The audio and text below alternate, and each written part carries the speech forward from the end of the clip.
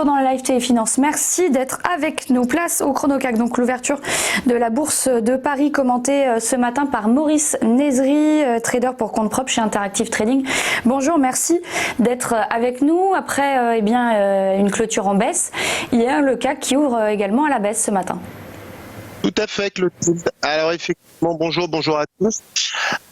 On est sur des gros niveaux support actuellement à l'instant où je parle, donc on ouvre avec un gap relativement baissier quand même, suite aux annonces éventuelles d'hier de nouveaux couvre-feu, enfin des mesures mises en place sanitaires.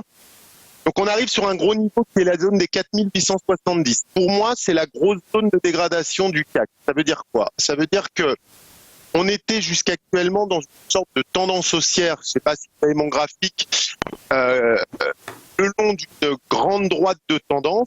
Or, on voit que cette droite de tendance ce matin est cassée par un gap. Pour moi, la grosse zone support, donc comme je vous ai dit, 4870, il ne faut pas que ce soit en clôture.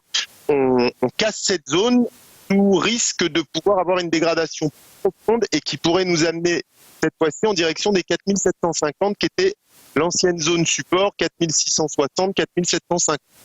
Donc, à partir de maintenant, on est sur une petite zone support. On peut assister à un petit rebond.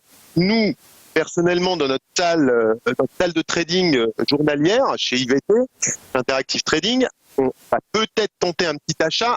Ça ne sert à rien de mettre un stop très très loin, 20-30 points maximum, pour essayer de tenter un rebond en direction peut-être des 4900. On va voir si les acheteurs peuvent défendre cette zone.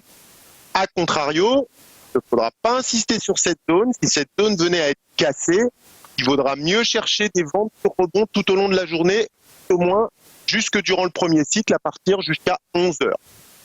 À partir de 11h midi, on verra bien si le marché se stabilise et si les acheteurs arrivent à trouver une zone de support. Voilà. Donc, résumé des courses, pour l'instant, c'est faire très attention à cette zone en clôture journalière ce soir si elle venait à être cassée et si le gap intraday d'aujourd'hui venait à être confirmé et a fortiori, donc si la droite de tendance jour que vous avez sur mon graphique venait à être confirmée. Voilà. J'ai pas d'autres choses à ajouter. Merci beaucoup Maurice Nezri pour votre analyse. Dans un instant, à suivre dans ce live, les Market Movers.